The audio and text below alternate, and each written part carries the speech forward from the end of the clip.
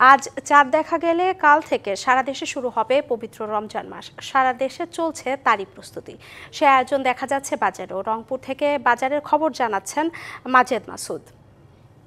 মাজেদ, বাজারে এখন চাহিদা বেশি কোন পণ্যের এবং সেগুলোর দাম কেমন দেখছেন জানাবেন আমাদের।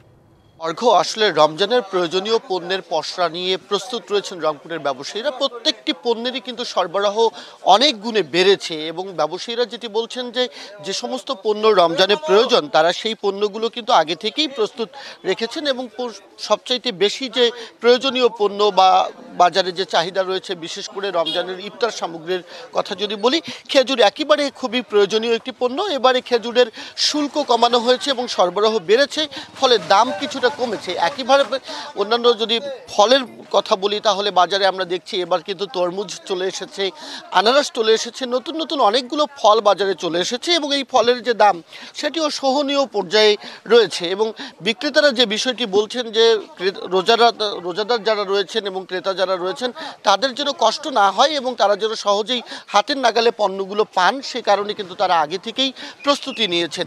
দেশ জুড়ে তোলপাড় ওয়ালটন ফ্রিজ কিনে আপনিও হয়ে যেতে পারেন মিলেনিয়ার। এবারে বাজারে ছোলার দাম তেমন একটা বাড়েনি এবং অধিকাংশ পণ্যের দামই স্থিতিশীল পর্যায়ে রয়েছে। কিছু কিছু পণ্যের দাম কিছুটা বেড়েছে। তবে আমরা যেটি দেখছি, ছোলা, বেসন থেকে শুরু করে অন্যান্য যে পণ্য যেগুলো আসলে ইফতার সামগ্রীতে দরকার সেগুলোর দাম কিন্তু খুব একটা বাড়েনি। বুন্দিয়ার দামও বাড়েনি। বুন্দিয়া এবার বিক্রি হচ্ছে 140 থেকে 160 টাকা কেজি দরে, ছোলা বিক্রি হচ্ছে 100 থেকে 110 টাকা কেজি দরে। এবং একইভাবে এরই মধ্যে কিন্তু বাজারে শ্যামাইন চলে এসেছে এবং অন্যান্য পণ্য চলে এসেছে। তবে দাম বেড়েছে মাছ মাংস ছাড়াও, লেবুর দাম কিছুটা বেড়েছে, বেগুনের দাম বেড়েছে।